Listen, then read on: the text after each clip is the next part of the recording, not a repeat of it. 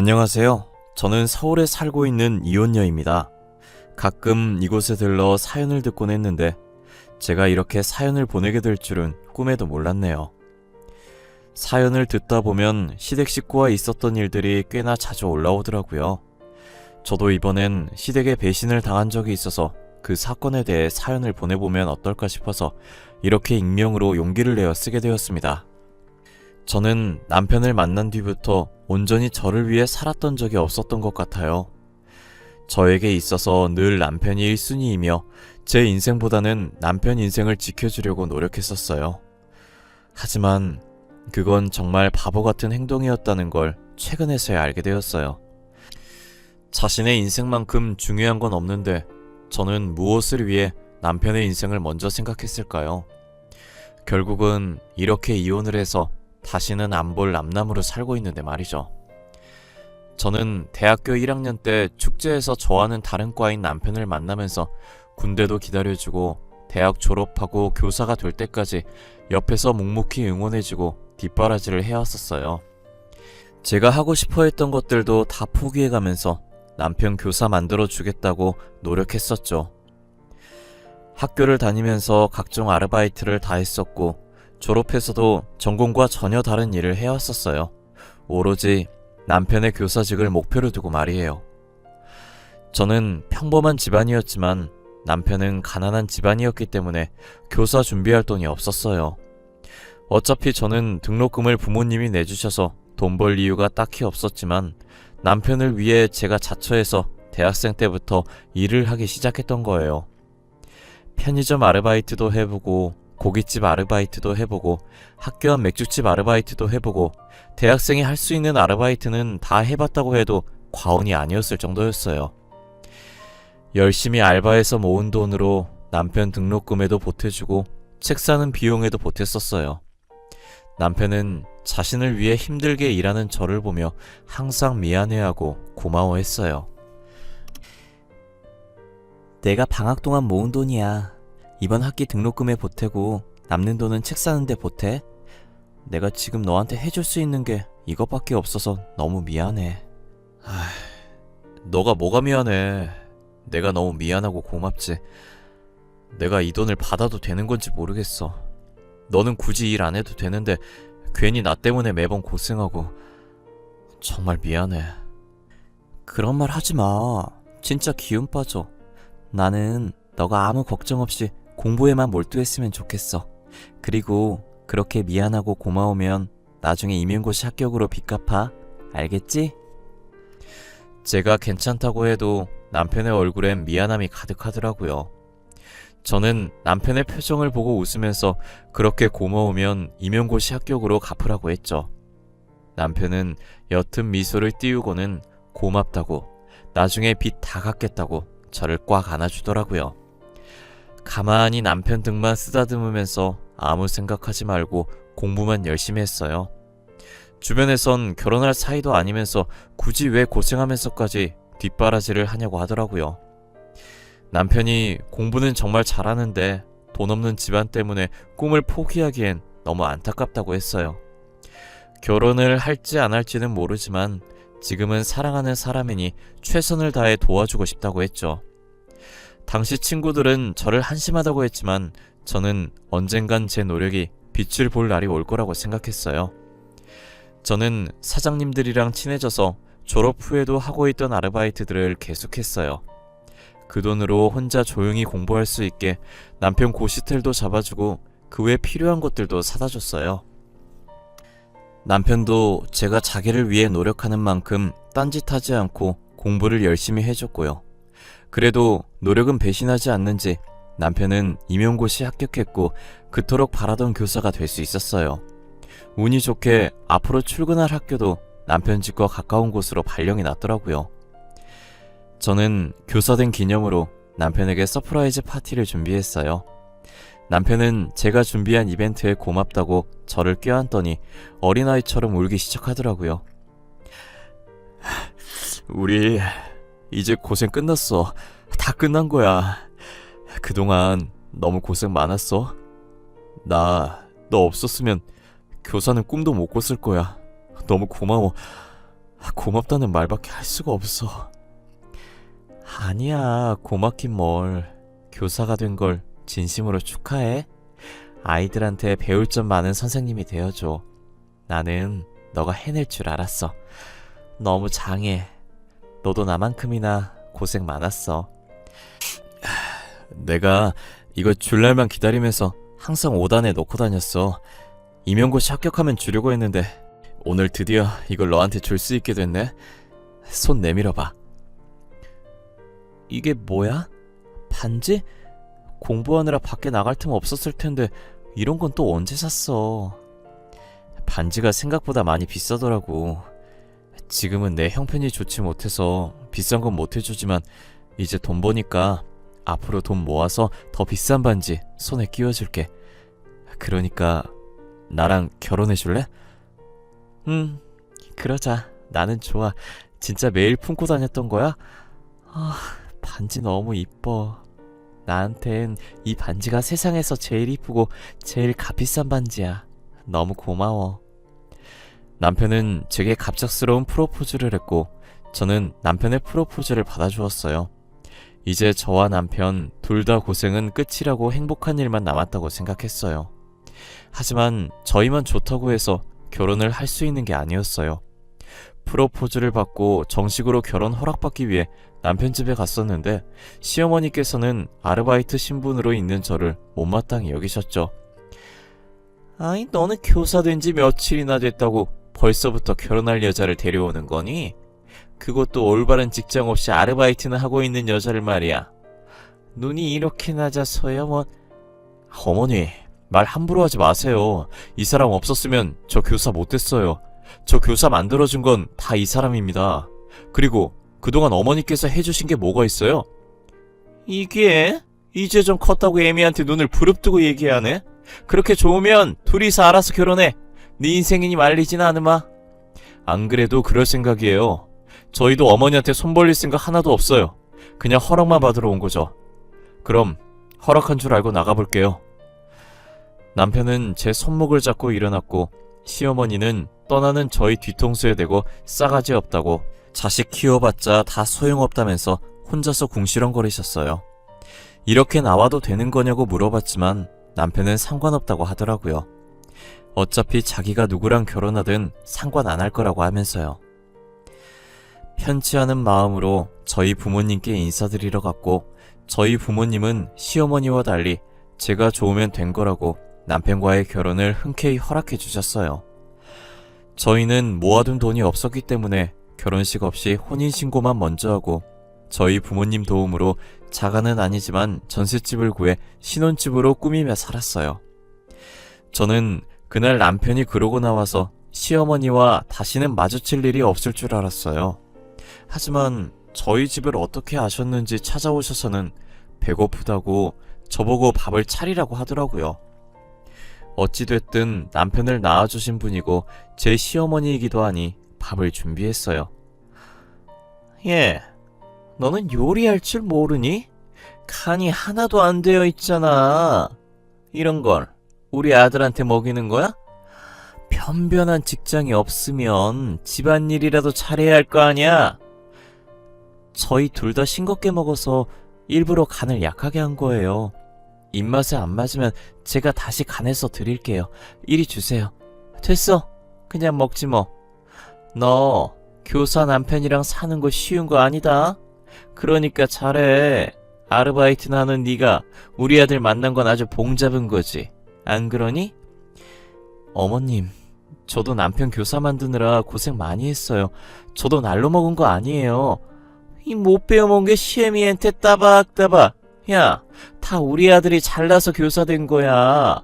우리 아들 머리 좋아서 교사 된 거라고. 이게 어디서 기어오르려고 해? 입 아프게 말해봤자 시어머니랑은 말이 안 통할 것 같아서 대충 네네 하면서 대답만 해줬어요. 시어머니는 계속 저희 집에 찾아와서 이런 식으로 밥 내놓으라 하고 제 속을 뒤집어 놓고 가셨죠. 저는 뒤늦게라도 하고 싶은 공부를 하려고 남편과 의논해서 일을 쉬고 있었어요. 하지만 시어머니께서는 이미 그 나이면 늦었는데 해서 뭐하냐면서 아까운 시간만 버리는 거라고 차라리 그 시간에 일해서 돈이나 벌려며 딴지를 걸면서 공부를 못하게 하더라고요. 결국 저는 시어머니 잔소리 듣는 게 싫어서 다시 아르바이트를 시작했고 사무직으로 취업하기 위해 틈틈이 시간 날 때마다 자격증 공부를 했어요. 그렇게 반년 뒤 필요한 자격증들을 다 따서 겨우겨우 중소기업에 들어갈 수 있었어요. 중소기업에 경력이 없어서 남들보다는 월급은 많이 적었지만 아무래도 사무직이다 보니 하루 종일 앉아서 일하니까 음식점 아르바이트 할 때보다 몸이 훨씬 편했어요. 이래서 다들 회사에 들어가려고 난리구나 라는 생각을 했죠. 저는 빨리 진급해서 월급이 올랐으면 하는 바람에 선배한테 많이 배우려고 하고 남들이 하기 싫어하는 일도 맡아서 하고 회사를 정말 열심히 다녔어요. 그렇게 빠르게 회사에 적응을 해나갔고 남편도 학교에서 열심히 일하면서 저희는 여느 맞벌이 부부들처럼 안정적인 생활을 하기 시작했어요. 하지만 제가 다니는 회사가 정말 작은 회사다 보니 진급을 해도 월급이 적더라고요. 그래서 경력을 쌓아서 조금 큰 회사에 들어가야겠다는 목표를 새롭게 잡았어요. 저희는 집을 자가로 사기 전까지 아이도 만들지 않기로 합의했었어요. 하루라도 빨리 저희 명의로 된 집을 가지기 위해 휴지 한 칸도 아껴 썼어요. 하지만 어느 순간부터 남편이 집에 늦게 들어오기 시작하더라고요. 술을 마신 것 같진 않은데 온전한 정신으로 매번 귀가 시간이 늦어졌어요. 요새 자꾸 늦게 오는데 무슨 일 있냐고 물어도 다른 선생님한테 돈 문제로 고민 상담하다 보니 얘기가 길어졌다고 하는 거예요. 당신 요즘 왜 이렇게 집에 늦게 와? 술 먹는 건 아닌 것 같은데. 당신 학교에 무슨 일이라도 있는 거야? 얼굴도 안 좋아 보여. 그냥 다른 선생님한테 고민 상담하다 보니 얘기가 길어졌네. 요즘 둘 다 돈 문제로 고민이 많거든. 그 선생님도 집 살려고 우리처럼 아등바등 하더라고. 아, 그래? 하긴 요즘 서울에서 집 구하기가 하늘의 별 따기지. 돈도 돈이지만 아예 집이 없으니까. 그 선생님도 머릿속이 많이 복잡하시겠네. 그래서 퇴근하면 둘이서 이야기하느라 시간 가는 줄 모른다니까. 그래도 우리는 둘이서 돈 버는데 그 선생님은 혼자라 더 힘들 거야. 아, 아직 결혼 안 하셨나봐. 혼자서 힘들 텐데 집 살려고 열심히 사시네. 진짜 대단하시다. 우리도 그렇게 열심히 살면 얼른 집 살 수 있을 거야. 돈 때문에 너무 스트레스 받지 마. 여보, 혹시 내가 내일 술 좀 마시면서 얘기하려고 하는데 돈 좀 줄 수 있어? 용돈이 다 떨어져서 돈이 없네. 10만 원만 줄 수 있을까? 아직 중순밖에 안 됐는데 벌써 돈이 다 떨어졌어? 알겠어. 내일 출근할 때 10만 원 줄게. 그렇게라도 스트레스 풀어야지. 내일은 당신이 그 선생님한테 한턱 쏴. 저는 몰랐었는데 남편이 집 문제로 꽤나 스트레스를 많이 받는 것 같았어요. 그렇게 동료 선생님과 같이 한잔하면서 속 좀 풀라고 조금씩 돈을 줬었어요. 그런데 그게 습관이 된 것 마냥 계속 이런 약속 저런 약속이 있다며 돈을 달라더라고요. 그렇다고 큰 돈을 요구하는 것이 아니라서 아껴 쓰라고 하면서 매번 달라는 대로 줬었던 것 같아요. 제가 자신이 달라는 대로 주기 시작하니까 간이 배 밖으로 나왔는지 금액도 점점 커져가더라고요. 이젠 이유도 말 안 해서 한 번은 왜 그렇게 돈을 자주 많이 달라고 하냐고 하니까 교사보다 교수가 더 좋은 것 같다고 대학 교수 되고 싶어서 준비 중이라고 하는 거예요. 저한테 말했으면 팍팍 지원해줬을 건데 왜 진작 말 안 했냐고 물어보니 괜히 열심히 일하는 저한테 신경 쓸 일 하나 더 쥐어주고 싶지 않았다더라고요. 저는 남편이 교수가 되는 것도 나쁘지 않다고 생각해서 학생 때 임용고시 준비 도와줬던 것처럼 똑같이 제가 쓰는 돈을 더 아껴서 남편을 아낌없이 밀어줬어요. 하지만 교수 되는 것이 좀처럼 쉽지 않은지 저만 보면 한숨을 쉬기 시작하더라고요. 그런 남편의 모습을 보니 제가 돈을 지원해주는 것 말곤 대신 할 수 있는 게 없어서 속상했어요. 거기다 남편이 학교를 옮기게 됐는데 집이랑 거리가 먼 학교로 발령이 난 거예요. 저희가 살던 집이 남편 학교와도 가깝고 제 회사랑도 가까워서 출퇴근하기 좋았거든요. 남편이 제 직장 때문에 선뜻 이사 가자고는 말 못하고 오피스텔을 하나 구하겠다고 하더라고요. 솔직히 저도 남편이 생각한 것처럼 저희 회사가 가까워서 이사 가고 싶은 생각이 없었어요. 그렇다고 남편을 여기서 출퇴근시키자니 왕복 3시간이라 힘들 것 같아서 오피스텔을 구하라고 했죠. 제가 집 구할 때 같이 알아봐 주겠다고 했는데도 굳이 자기가 구하겠다고 더 이상 짐들기 싫다고 하면서 시어머니랑 둘이서 집을 보러 다닌 것 같았어요. 남편에게 용돈 없어서 돈 받아갔었는데 오피스텔 들어갈 돈은 있냐고 제가 보태준다고 하니 시어머니께서 보태주시기로 했다고 한사코 거절하더라고요. 이상하게 남편이 계속 제게 선을 긋는 듯한 느낌이 없지 않았어요. 그렇게 남편이 오피스텔을 구해서 나간 지 3개월이 되었을 때였어요. 저는 다음 날이 주말이어서 간만에 늦게까지 드라마를 보려고 거실에서 TV를 보고 있었어요. 한창 재밌게 보고 있었는데 갑자기 누군가 집 문을 부서질 듯 두드리는 거예요. 이 시간에 올 사람이 없으니 무서워서 인터폰으로 확인해보니까 남편이 비틀거리면서 서 있더라고요. 놀라서 문을 열어줬는데 남편이 술에 취해서 몸도 잘 못 가누고 그대로 제 쪽으로 쓰러졌어요. 술을 얼마나 마신 건지 남편한테 코를 찌를 듯한 술 냄새가 진동을 하더라고요. 왜 오피스텔에 안 가고 여기 왔냐고 하니 남편은 갈 곳 없다고 여기서 자겠다고 우기는 거예요. 제대로 서 있지도 못하는 상태에서 사기당했다면서 웅얼거리더라고요. 저는 사기라는 말에 계속 추궁했고 혹시나 하는 마음에 남편의 말을 녹음하기 시작했어요. 정신 차렸을 때 분명 저한테 얘기 안 할 것 같아서 나중에 물어보려고 녹음한 것이죠. 사기당했다고? 무슨 사기당했는데 갑자기 쳐들어와서 이게 뭔 난리야. 술은 또 얼마나 마신 건데. 여보, 정신 좀 차려봐. 어? 내 말 들려? 아, 시끄러워. 아줌마, 여기 소주 한 병만 더 주세요. 오늘은 이거 마시고 진탕 취할 거야. 소주랑 돼지 껍데기도 하나 주세요, 아줌마. 에? 돼지 껍데기 같은 소리 하고 있네. 여기 식당 아니야. 정신 좀 차려봐. 아니, 당신이 무슨 사기를 당했다는 거야? 어? 무슨 사기 당했는지 말 좀 해보라고. 내 돈 다 들고 도망갔어. 걔가 나랑 우리 엄마 돈 다 들고 튀었어. 부자라고 하더니 그것도 아니었어. 나는 엄마 말만 믿다가 망한 거지 뭐. 누가 당신 돈을 다 들고 도망갔다는 거야? 내가 알아듣게 좀 말해. 그래야 도와주든 말든 하지. 범인 잡아야 할 거 아니야. 아줌마, 이 얘기 저희 집사람한테는 비밀이에요. 알겠죠? 우리 둘만 알고 있어야 해요. 에? 저 다른 여자 만난 거 알면 진짜 집에서 쫓겨나요. 집사람은 나만 보며 살았는데 너무 미안해. 알고 보니 남편은 이때까지 저 몰래 시어머니께서 소개시켜준 여자를 만나고 있었어요. 시어머니도 여자 집안이 부자라는 걸 듣고 남편에게 소개시켜준 것이었어요. 남편은 처음에 안 만난다고 했었는데 계속 시어머니께서 몰아붙이는 바람에 만나기 시작했더라고요. 부자라는 말만 듣고 시어머니는 저와 이혼시키고 상간녀랑 결혼시키려고 했죠.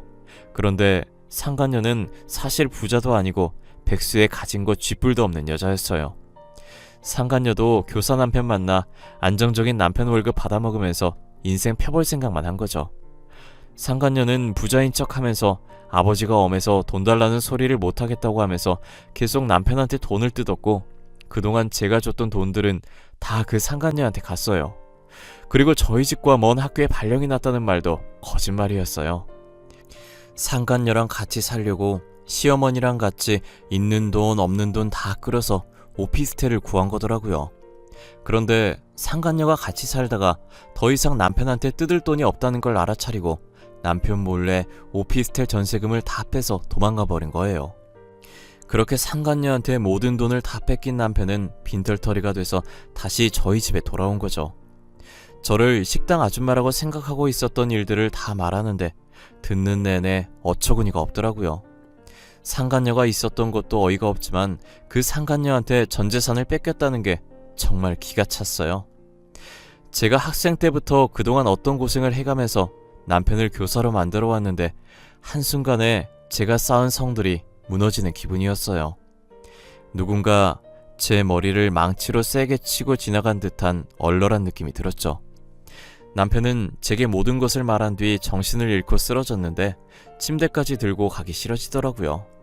그래서 그냥 바닥에 자든지 말든지 신경도 안 쓰고 저 혼자 방에 들어와 침대에 누웠어요. 저는 날 박는 대로 이혼할 거라고 하면서 이혼서를 던지고 쫓아내야지 하는 생각으로 가득 찼었지만 시간이 지날수록 그동안 제가 바친 세월들이 눈앞으로 지나가더라고요.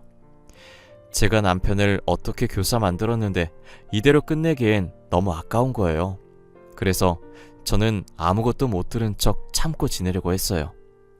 남편은 일어나서 해장국 끓이고 있는 저한테 왜 자기가 여기 있냐고 물어보더라고요. 당신 기억 안 나? 술이 떡이 돼서 와가지곤 나보고 아줌마라고 하질 않나.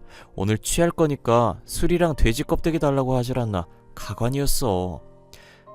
아, 그랬어? 어제 친한 선생님들이랑 같이 회식했었는데 너무 많이 마셨는지 기억이 안 나네. 당신한테 너무 민폐 부렸지. 미안해.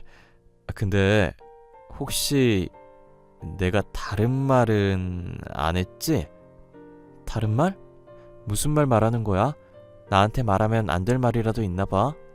당신 계속 안주 내놓으라고 하고 쓰러졌어. 무거워서 침대까지 못 끌고 가겠더라. 그래서 그냥 뒀어. 아, 잘했어.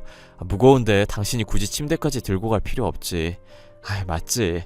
그리고 내가 당신한테 말 못할 게 뭐가 있겠어. 그냥 다른 행패 안 부렸나 이런 말이지. 술 달라고 하고 쓰러진 게 다야. 해장국 다 끓였으니까 먹고 당신 집에 가.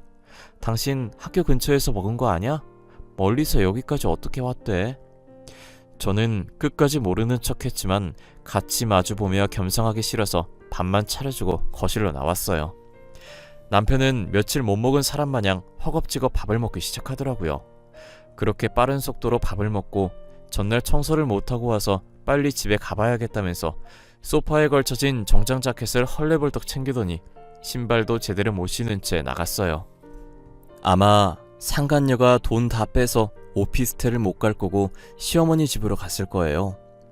계속 오피스텔에서 사는 척 연기해야 해서 저희 집에 올 이유가 없으니 저는 어차피 이렇게 따로 사는 거 굳이 이혼할 필요가 없다는 생각이 들었어요. 얼굴 마주쳐서 스트레스 받을 일도 없어서 괜찮을 것 같았거든요. 시어머니는 아직도 제가 모르는 줄 아니까 전화로 당당하게 돈 달라고 하더라고요. 요즘 남편이 혼자 살면서 생활비가 빠듯한지 용돈을 조금 준다고 하면서요. 아가, 나다. 다름이 아니라 요즘 우리 아들이 혼자 살잖니. 근데 생활비가 빠듯한 모양이더라고. 그래서 나한테도 용돈을 조금 주는데 그 돈으로만 생활하려니 너무 힘들구나. 그래서요? 지금 저한테 용돈 달라고 전화하신 거예요? 어머님, 죄송한데 용돈 드릴 돈이 없어요. 저도 제 월급으로 생활하기 빠듯해서요. 아니, 내가 네 월급을 다 달라고 한 것도 아닌데 넌 왜 이렇게 예민하게 받아들이니? 시애미가 며느리한테 수그리고 부탁하는데 너는 그렇게 싸가지 없게 말해야겠어? 죄송해요. 제가 요즘 신경 쓸 일이 있어서 저도 모르게 그렇게 말했나 보네요. 그런데 저 진짜 어머님께 드릴 돈 없어요. 죄송해요. 돈 얘기하실 거면 연락하지 말아주세요. 뻔뻔하게 돈 달라고 하는 시어머니 태도에 화가 울컥울컥 나오려고 했는데 이악 물고 끝까지 참았어요. 제가 다 알고 있으면서 이혼 안 하는 걸 알면 어차피 이혼 안 할 거니까 더 당당하게 나올 것 같더라고요. 차라리 지금처럼 제 눈치라도 봤으면 하는 마음에 화나는 마음을 꾹꾹 누르며 참았어요. 시어머니도 차마 저랑 이혼시키려고 남편한테 상간녀 붙였다가 상간녀가 돈 들고 도망가서 당장 생활할 돈이 없다고 제게 말을 못하니 다시 연락이 안 오더라고요. 그런데 며칠 뒤 자고 있었는데 또 밤늦게 누군가 저희 집 문을 두드리더라고요. 인터폰으로 확인했더니 예상했던 대로 남편이 있었고 이번엔 시어머니도 같이 온 거예요. 문 안 열어주고 싶었는데 시끄럽게 해서 혹시나 옆집 사람한테 피해갈까봐 할 수 없이 문을 열어줬어요. 문이 열리자 우당탕거리며 두 사람이 집 안으로 들어오더라고요. 둘 다 술 먹고 제정신이 아닌 상태에서 거실 한가운데에 주저앉더니 시어머니는 울기 시작하는데 급기야 땅까지 치면서 울더라고요. 아이고 우리 돈 어떡하면 좋으니. 그 망할 것이 우리 돈을 다 들고 도망갔어. 그게 어떤 돈인데. 우리 집 담보는 대출까지 받은 돈인데. 내 돈, 그동안 모았던 적금까지 깬 돈인데 한순간에 사라졌어. 어떻게 그래? 2억 6천만 원이 걔 이름도 아니고 나도 살면서 그 돈 처음 만져본 건데. 지금 남의 집에서 뭐 하는 거예요? 왜 저희 집 와서 난리냐고요? 다들 아무 잘못도 없는 나한테 왜 이러냐고. 사고는 지들이 쳐놓고 왜 나한테 행패야? 야, 너 여기 있었네. 내 돈 내놔. 내 돈 내놓으라고. 우리 돈 어땠어? 너 그 돈이 어떤 돈인 줄인지 알기나 해? 이 할망구가 진짜 미쳤나? 내 머리 안 놔요? 당장 놔요. 나 진짜 당신들 경찰에 신고할 거야. 당장 놓으라고. 야, 이 사기꾼아, 내 돈 내놔. 내가 너한테 바친 돈이 얼만데? 오피스텔 전세금이랑 이때까지 내가 줬던 돈 다 토해내라고. 시어머니랑 남편은 술에 취해서 저를 상간녀라고 생각하고 제 머리채를 잡았어요. 힘이 어찌나 센지 제 머리를 잡고 있는 손들을 떼려고 해도 안 떼지더라고요. 결국 저는 남편 팔을 깨물었고 남편은 깨문 부위를 감싸면서 제 머리채를 놓았어요. 그리고 시어머니 팔을 힘주면서 잡고 바닥으로 패대기 쳐서 뜯어냈어요. 시어머니가 손이 떨어지면서 제 머리카락도 같이 우수수 떨어지더라고요. 저는 떨어져 있는 머리카락을 보자마자 눈물이 핑 돌기 시작했고 너무 화가 나서 양손으로 시어머니와 남편 머리채를 잡아서 바깥까지 질질 끌었어요. 그리고 그들을 패대기 치고 다시 집에 들어가려고 비밀번호를 입력하는데 언제 쫓아온 건지 남편이 돈 내놓으라면서 제 머리채를 다시 잡더라고요. 저는 팔 안쪽 살을 3개 꼬집어서 남편을 떼어놓고 빠르게 비밀번호를 입력해서 들어왔어요. 문이 닫히는 소리가 들리고 나서야 안심이 돼서 다리에 힘이 풀리더라고요. 어찌나 목소리가 큰지 남편 소리, 지르는 소리, 시어머니 우는 소리가 문 사이로 다 들렸어요. 한참을 시끄럽게 하더니 옆집에 사는 몸집 큰 남자가 나와서 시끄럽다고 소리 지르니 시어머니의 울음소리가 뚝 그치더니 그 뒤로는 고요하게 아무 소리도 안 나더라고요. 저는 남편한테 바친 세월보다 앞으로 살아갈 세월이 더 소중하다는 생각에 이혼을 결심했어요. 계속 과거에 잡혀있다간 저 두 사람에 의해 미래에 제가 죽을 것 같은 기분이 들었어요. 다음날 일어나자마자 아프다는 핑계를 대고 회사에 월차를 냈고 저번에 남편이 술 취해서 불륜을 인정했던 녹음본을 들고 변호사를 찾아갔어요. 남편에게는 이혼 소송을 했지만 여자가 누군지를 찾지 못해서 상간녀 소송은 걸지 못한 게 아쉬웠어요. 상간녀 소송까지 걸었다면 정말 깔끔하게 마무리됐을 텐데 아직까지 찝찝한 기분이에요. 며칠 뒤에 시댁 앞으로 제가 보낸 이혼 소장이 도착했는지 둘이서 저희 집에 찾아와서는 문을 두드리면서 이야기 좀 하자고 잘못했다고 빌더라고요. 저는 집안에 사람 없는 척 하면서 숨죽이면서 가만히 지켜봤어요. 10분 정도 그러고 있다가 집안에 아무 소리가 안 들리니 포기하고 돌아서더라고요. 이사를 안 가면 계속 찾아올 것 같아서 집주인한테 제 사정을 다 설명하고 계약 기간이 아직 남아있었지만 급하게 전세금을 뺐어요. 회사 업무 때문에 전화번호는 차마 못 바꾸고 있었는데 시어머니와 남편한테서 전화랑 문자도 계속 오길래 진절머리 나서 결국 휴대폰 번호도 바꿔버렸어요. 그렇게 저는 남편과 이혼을 했고 모든 연락을 다 끊은 상태예요. 상간녀 소송을 못했다는 게 살짝 아쉽긴 하지만 그래도 이혼하고 나니 속이 후련하더라고요. 남보다 제 인생이 더 중요한 것인데 저는 그동안 무엇을 위해서 그렇게 아둥바둥 살았는지 모르겠어요. 지나고 보니 그 세월들이 너무 아깝고 전 남편을 사랑했던 마음이 가여웠어요. 그래도 지금은 전 남편과 있었던 날보다 더 사람답게 살고 있어요. 제가 하고 싶은 것들도 하나씩 해보고 먹고 싶은 것들도 먹으면서 말이죠. 결혼을 일찍 했던 터라 이혼을 했어도 아직 20대 후반의 젊은 나이네요. 저도 이제 과거는 다 잊고 새 출발해보려고 합니다. 여러분들은 돈에 눈멀어서 소중한 사람을 잃지 마시길 바랄게요. 세상엔 돈이 다가 아니고 돈보다 소중한 존재도 많다는 걸 알아주셨으면 합니다. 지금까지 제 사연 들어주셔서 감사하고 늘 건강하세요.